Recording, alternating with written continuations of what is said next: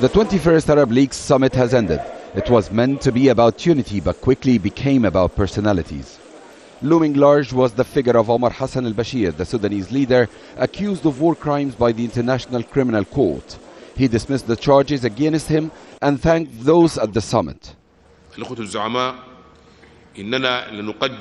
We appreciate your support and hope it will lead to a strong and clear resolution that rejects this resolution and calls for its cancellation.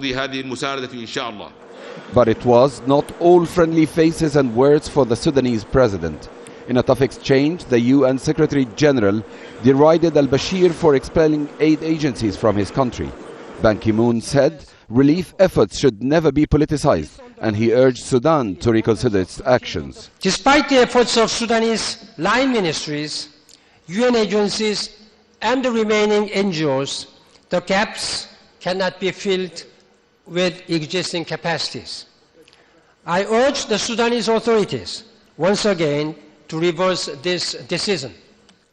And the head of the United Nations was clear when he tackled the subject of the new incoming Israeli government of Benjamin Netanyahu, in particular with regard to Gaza.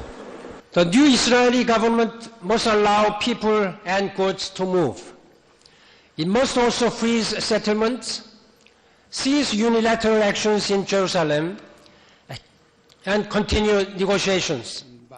The Emir of Qatar, Hamad bin Khalifa Al Thani, told delegates to monitor developments in Israel and to consider their security implications. He said he hoped that President Obama's new administration could bring the fresh blood needed to renew the peace process.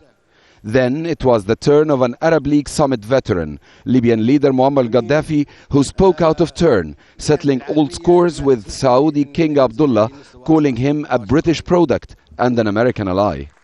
The Qatari Emir tried to call a point of order, but Gaddafi continued saying he wants to start afresh before leaving the building. Later, at a French meeting, Sheikh Hamad got the Saudi king and the Libyan leader to resolve their differences. The bigger picture of Arab unity, though, remains in question until Egypt and Qatar reconcile.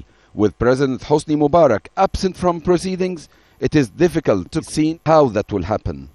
Syrian President Bashar al-Assad said that differences of opinion should be seen in a positive light, and he warned against personalizing disagreements. Being united doesn't mean we must be identical.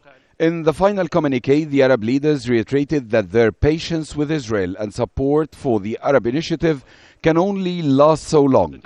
They continue to support Palestinian reconciliation and pursue a two-state solution, though they insisted no one can help Palestinians if they don't reunite.